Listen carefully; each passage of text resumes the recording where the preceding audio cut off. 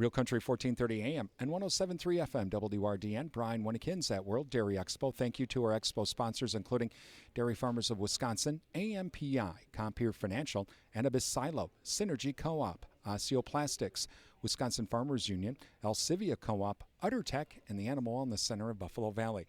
Well, we all know this gentleman joining us. That's Dan Undersander, and he's the forage professor emeritus now, which means he's retired, which actually means he's working a lot more.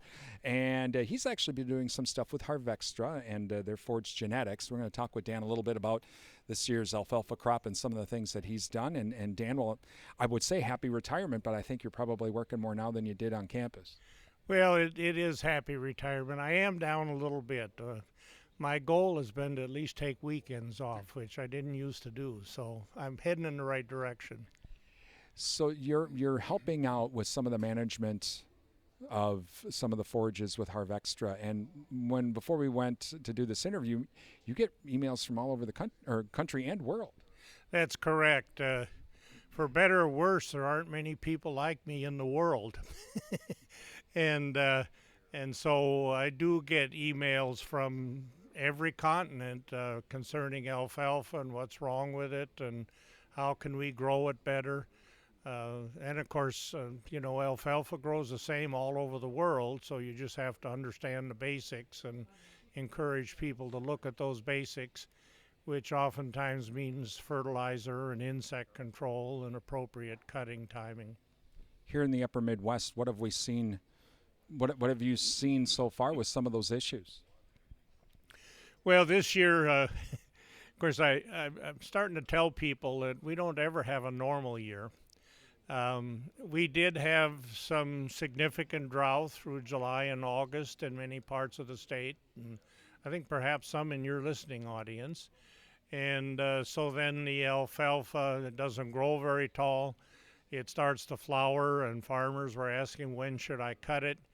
And my recommendation is to wait 28 days. Don't cut it at 20 if it's flowering, because it takes longer to put the root carbohydrates back. And because it's stunted, it'll be high quality even though it is flowering.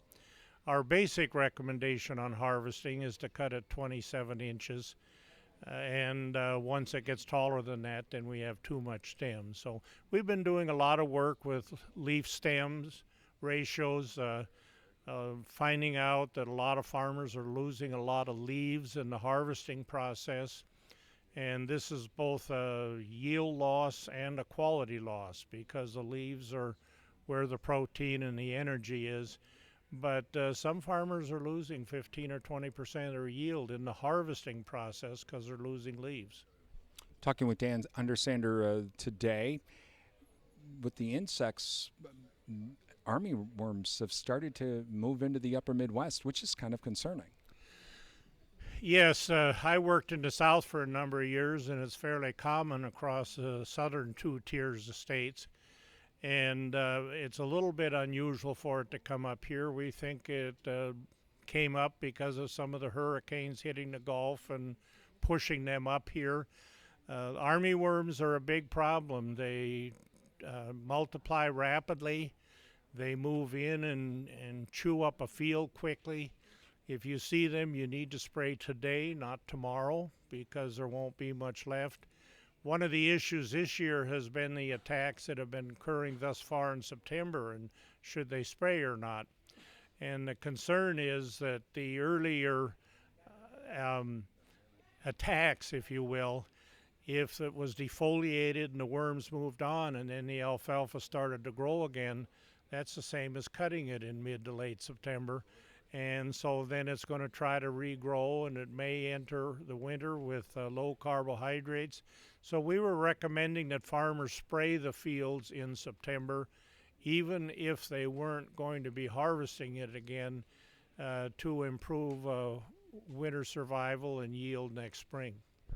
For producers for this fall, they might be thinking about either changing a field and rotating alfalfa in, or they have an alfalfa stand that they're going to be keeping, but how should they be proceeding this fall? Well, the first thing I always suggest is that they look at the stem density. We know that we need 55 stems per square foot for optimum alfalfa yield.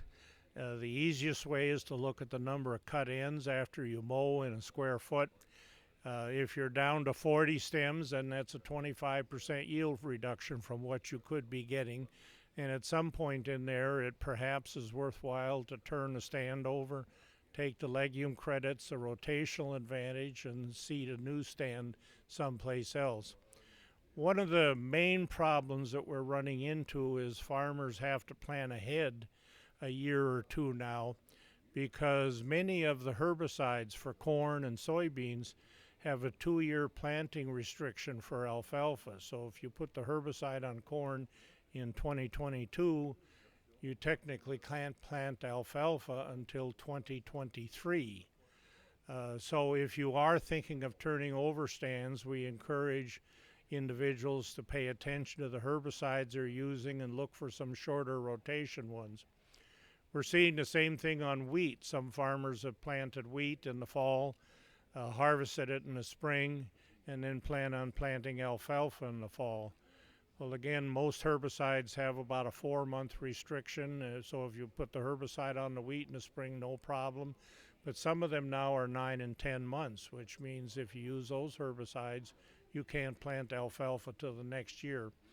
And I will say that one of the major changes over the last few years has been the growth in poor stands, because people didn't pay attention to the residual time on that herbicide. And alfalfa seed's pretty expensive to have a stand failure just because you didn't read the directions.